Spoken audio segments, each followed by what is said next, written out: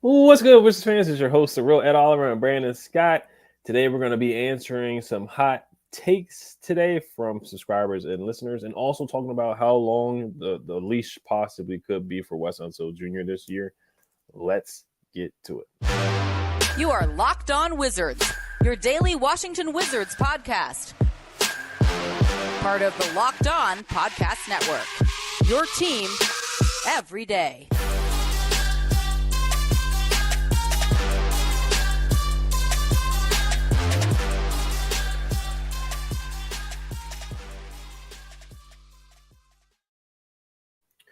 What's good, Wizards fans? I want to thank you guys for making Locked On Wizards your first listen every day. We are free and available wherever you get podcasts. All right, so we just want to thank you guys for putting in your hot take comments for the upcoming season. We're going to get to that later, but we're going to talk about Wes Unseld Jr. a little bit because you guys brought up the listeners, you guys brought up Wes Unseld Jr. a lot in the hot takes. Also, Josh Robbins just put out an article answering a mailbag, and he talked about how much of a leash that Wes Unseld Jr. may have this season. He said that from his understanding from the Wizards front office, that what they've said to him, or even hinted to him, that Unseld Jr.'s job will not be in jeopardy over the next 12 months, or he has not heard anything like that. He's heard glowing endorsements from the new front office, which is what they're supposed to do. They're supposed to say good things and nice things about the coach that is there. If they didn't, then they probably should have just let him go. But what are your thoughts on Wes Unseld Jr. this upcoming season? Do you think he could be on the hot seat this season? And how long of a leash do you think they could have for Wes Unseld Jr. this upcoming season? Oh, good question. I'm going to say this, man. They can say whatever they want. I think he's got 1 year to prove it. You know what I'm saying? He's got 1 year because, whenever you have a regime change, new ownership, new front office, they're going to evaluate. They're going to give you 1 year and they're going to see where you're at. Last year we knew what his problems were, the rotations, a lot of, we're going to talk about it in a little bit, but, he had his limitations, and coming over from Denver, being a defensive minded coach, the defense wasn't always where it should have been. So, he's got to make improvements, especially being the defensive minded coach. He's got to ring in the defense. But I know one thing we both currently said was we were very intrigued to see how he would do with a young entourage, a team where, the GM can kind of find the pieces for his system. And they're doing that. Bilal Coulibaly, he's the defensive guy. Denny's the defensive guy. You're getting guys who can play some defense on his team. But he's got 1 year, man, to prove what he can do. His name can only go so far. His name is synonymous with the success we've had with this franchise with the lone championship. But you got to perform. This is a performance-based business, man, and he's got to perform. So, they're saying all the right things. They don't want to create the controversy. They're trying to show confidence. But look, let's be real. He's got 1 year. He's got 1 year to, try to figure this thing out and try to mold his team. Because if he can mold these young guys and get them into, how to fit his system, man, then I can see him going forward. But he's got to show an improvement from year 2 to year 3, man. He's got to, because, the issues he had last year, rotations, situational coaching, losing challenges, not using challenges in the best, fit. He's got to show that up, man. He's got to prove that he can be an NBA head coach, because look, they got an assistant coaches on the staff, man, that can take over. We kind of compare it to Ron Rivera and Eric Bieniemy, man. You got a guy, sitting in behind the wings, man, that he can do the job. So it behooves him to improve. But, they're saying all the right things. They're trying to show confidence. And that's what you want to do coming in, the new front office, and I get all that. But, you better believe he has got 1 year to prove that he can be a head coach in the NBA. So, yeah, they're putting him on notice a little bit. They're doing it tactful way, but he's got to show improve, man. This is his year where he's got to show improvement from year 2 to year 3.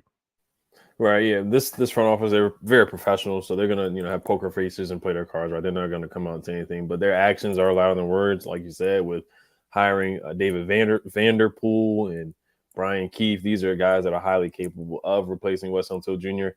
Now, I think this year may be a little unfair for him because it is, a rebuilding year. It's an evaluation year. You traded away Bradley Beal, you traded away Kristaps. You did bring in Jordan Poole, who's a really good player. Kyle Kuzma's a good player. But for the most part, you got a lot of young guys. Denny Obvious, in a contract season. You just drafted Bilal. You brought in Tyus Jones, who most likely will be traded before the trade deadline. So the roster is just not really good enough to compete in a tough Eastern Conference. So we're just being honest here with that. So, judging him on wins and losses, if you're going to judge him on wins and losses, yes, he's going to be fired. Really, if you judge him on wins and losses last year, with a solid 3 that was supposed to make the play-in or even the playoffs. He failed at that. So it's concerning to see, like you said, the defense hasn't gotten any better. It really hasn't gotten much better than Scott Brooks, to be honest. Maybe marginally better, if that, coming from Denver, where he was known as a defensive-minded head coach or a defensive-minded assistant coach. And blowing the leads, being up by 15 points, we led the league in that. We had 8 15-point leads blown. We had back-to-back games. We were up by 20, blew those leads.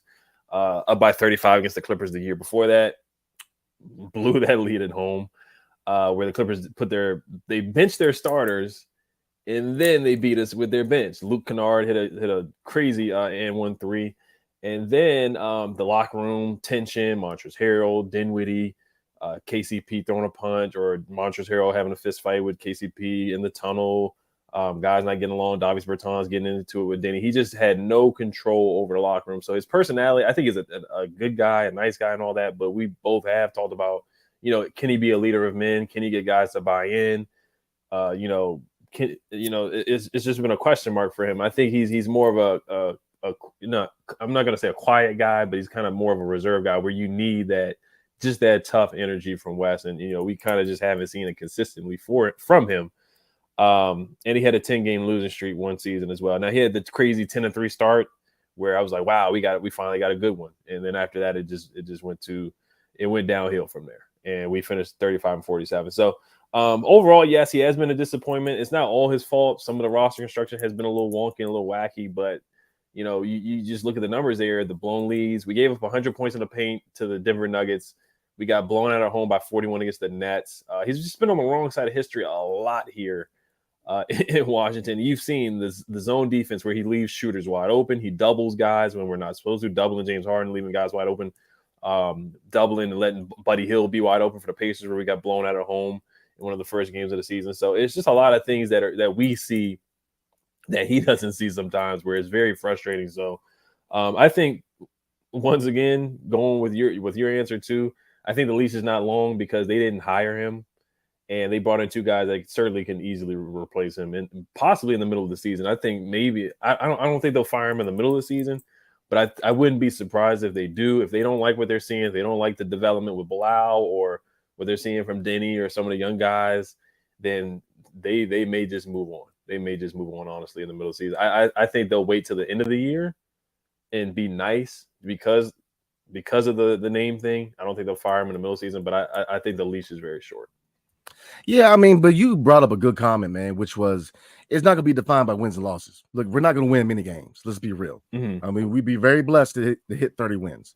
He's going to be measured by taking control of his locker room. If he could kind of solidify himself as the head coach and saying, look, this is my system, this is my locker room, this is how we're doing things, and go from there, then I think he can have a longer leash. But like you said, we said it last year, man, is that it's tough coming in a situation where you have a mixed bag of, veterans, solidified, veterans and young guys where, you're trying to compete, but then you're trying to, get these young guys playing minutes. It was a tough situation for him. So this is the time where he can kind of take control of the locker room and say, look, I'm the head coach. This is the system we're running. This is how we run things.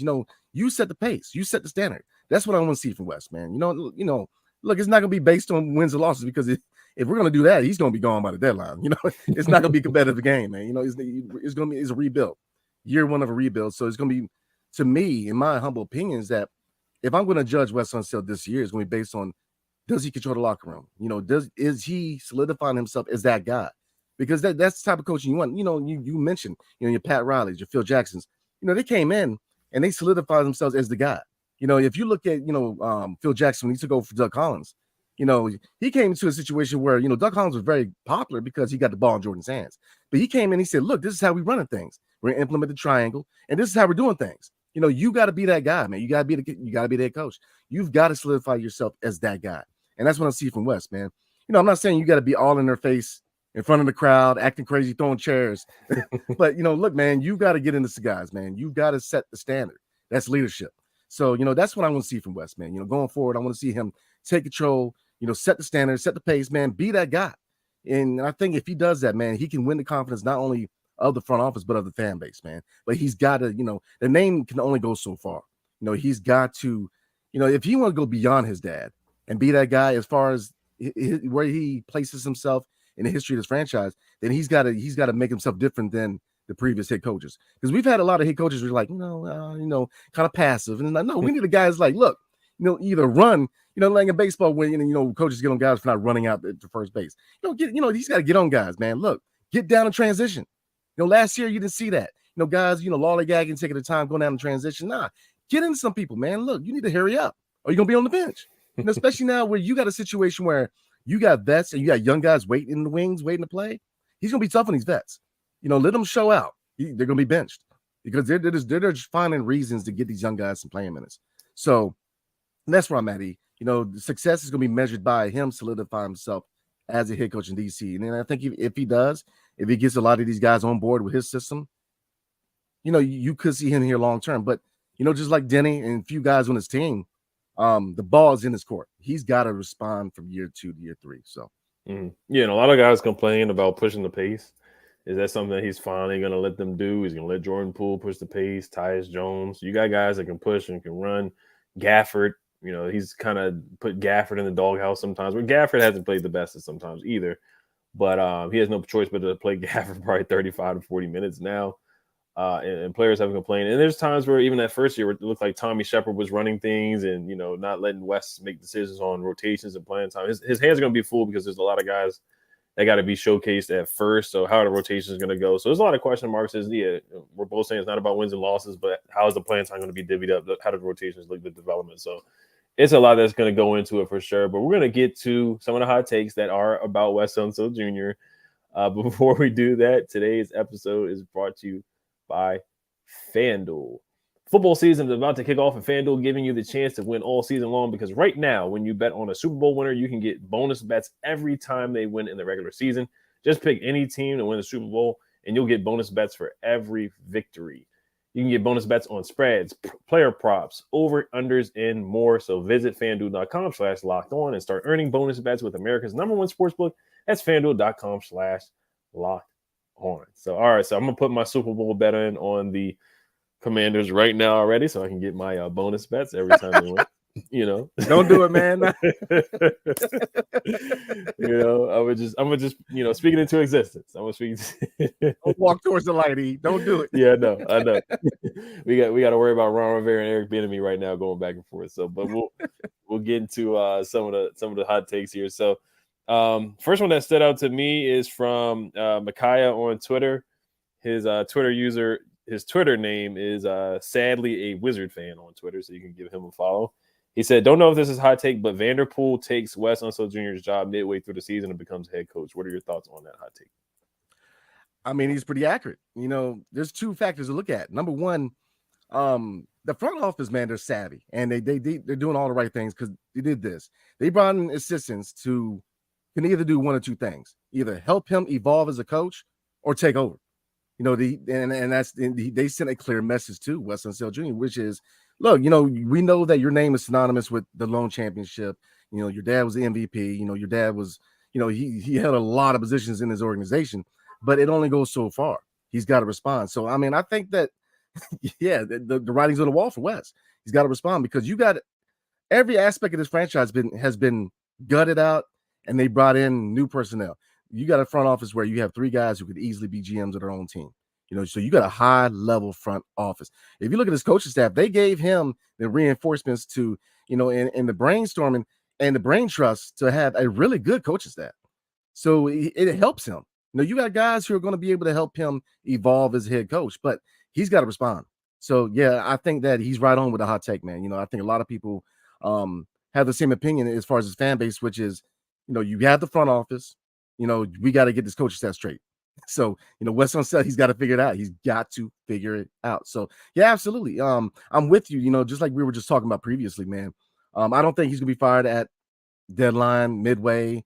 I think they're going to try to, be, humble with him and fire him at the end of the year. I mean, getting fired is getting fired, but, but unless they start out like 0 for 25, then he's ghost, man. But I don't see that happening. But yeah, it's just, he's got to respond. And that's kind of what my take is on, as far as Wes Unseld Jr., he's got to respond because he has every tool at his disposal to be successful. The coaching staff, the front office, bringing in, taking off bad contracts. They're doing all the moves that they're giving him everything he needs to be successful. So now there's no more excuses. There's no more. He can't fall back on, the personnel. He can't fall back on any excuses anymore. He is in complete control of how long he's going to have a job here in DC. So we'll see. Yeah, I do think they want to be respectful too. I don't think they want to fire him in the middle of the season. I think they do want to let it play out and be respectful. His contract ends in the 2024-25 season, so that is the season after this one. So he would have 1 year in his contract. I'm not sure if they would have to pay him out. They probably would have to just pay him out for free since he would be fired. I guess not for free, but they would just pay him for not working, basically. So Vanderpool, yeah, I think he would be a solid replacement. Did a good job with the Nets, did a good job with the Blazers. Damian Lillard loves him. CJ McCollum loves him. So, I mean, I've heard nothing but good things about Vanderpool. I heard nothing but good things about West before he came here, too. I didn't hear anything bad, but Vanderpool would be a good option. Keith, the other guy they brought in, Brian Keith, would be a good option, too. So they got two guys that are definitely looking over his shoulder for him, and it probably could put a lot more pressure on him as well as a head coach. But I could see it happening, but I don't think it happens midway through the season. And Vanderpool, he may be a guy that can connect better with the players than what Wes Unseld Jr. has. Maybe Vanderpool has a stronger voice. Brian Keith, Kevin Durant said great things about Brian Keith. He said it owes Brian Keith for his development. Maybe these guys may have better resumes for developing guys. Maybe Denny, maybe they may have better development and they could put better installs or better plays for Denny or Blau or Gafford and some of the young guys. So who knows? Who knows? We'll see. I'm intrigued to see if these guys do get an opportunity to be a head coach in this league. So, but I'm rooting for Wes. I really am. I want to see Wes do well. I really do. Odds are stacked against them, but no, that's a good hot take. I could see it happening, but if I had to bet money on FanDuel, I don't think it would happen. I think they're just gonna let them play it out. All right, so this one is from. I can either go with Desan 685's hot take or James Sheets 243. They both have hot takes on Wes Unseld Jr. So I'll go with this one. This one was pretty harsh on Wes. So James Sheets 243 says worst move in 2023, retaining Wes Unseld Jr. He provides no leadership, is quiet as a mouse, and seemingly doesn't know how to call a single challenge, not a successful challenge, just calling one. So what are your thoughts on that? I mean, I agree. He's right on, man. He's right on. He's very quiet, very monotone. You don't really see him digging the players. Mm-hmm. I mean, look, there's a psychology behind coaches who do that, man. You got to dig into people sometimes, especially because that lights a fire. You can't be too passive, and that's why I said that. I think that, in my opinion, one measure that we can kind of judge him is that solidify him as a coach, man. Like you said. The previous 2 years, there's always an influence there. He was never the number one guy making decisions. If it was Tommy or, believe it or not, Bradley Beal had a lot of power, had a lot of sway. And to a certain degree, I do think that kind of caused an issue in the locker room because, like you said, with the fights, other players saw that. I'm not going to try to give any kind of love to Spencer Dinwiddie, but that's one of the few things that he said that was kind of on point. The fact that, a player should never be the loudest voice in the locker room to a certain degree. Now, I get a leadership. You do want your leadership to be loud in the locker room. I'm not saying that, but the coach should be the loudest voice always. And then your star guy is your Robin the Batman. But you never let a player be the top leader in your locker room because you failed. And that's why Wes Unseld failed the last 2 years outside of his coaching, the rotations, the bad challenges, that he never really had the locker room. It was always, the veterans are fighting for minutes or, there's always turmoil. He has to go ahead and create his own culture. I'm just like Ron Rivera, which that's a whole nother conversation, Lord Hammers. But but he's got to put his stamp on his locker room. And that's where, and that is what is going to give him longevity here in DC. He's got to put his stamp of approval and say, look, this is my system. This is how I'm running things. Either A, you like what I'm doing, you're going to listen to me, or B, find your way out, especially the vets. The vets are in a position where, look, you got to roll with the system or you're going to be on your way out. So, yeah, that's why I'm at Wes, man, is that the ball's in his court. These are great hot takes, man. They're right on point because, I mean, he's because he's so monotone, man, and you want to yell for him. There's been many games, man, where I'm yelling at the TV when I'm Wes. I'm like, come on, man, really? We're walking back in transition? What are we doing, man? Right. So, no, they're right on. They're right on. Well, yeah, Chris Miller, he did come on and he did say that he, dropped some F-bombs, against the players, yelling at the players after a game or in the locker room. So Chris Miller did say that. There are times he yells, but yeah, we definitely want to see him have a stronger voice for sure and not let the players run the locker room. We saw that the first season. And then the late game situations too, just giving the ball to Brad every time. I mean, there's other guys on like Kuz is a clutch player. You have Porzingis who can knock down, who last year was knocking down threes. Porzingis at times was the best player on the floor some games. And Kuz had some really good games too. So you didn't just have to force feed Bradley Beal the ball and him dribble the ball off his feet.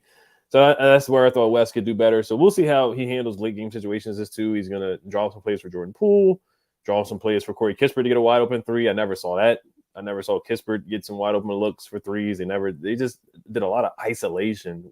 I feel like Wes wasn't really creative at the end of the game. So that's a big thing too. But no, I mean, James Sheets, I mean, it's hard to argue anything he said. Provides no leadership, quiet as a mouse, and seemingly doesn't know how to call a single challenge. So, it's hard to argue what James Sheets has said. But, like I said, I'm rooting for Wes. So we're going to wrap it up here. But we're going to get to the other Wes Unseld Jr. take and some other hot takes in the next episode and some comments that Klay Thompson had to say about Jordan Poole. And I just want to thank you guys for listening. Once again, make sure you guys hit that subscribe button and hit the notification bell. We'll be talking about Jordan Poole on the next episode. Hell to the Wizards. Sorry about that. I'm just ready for football season. Hell to the Wizards. Peace.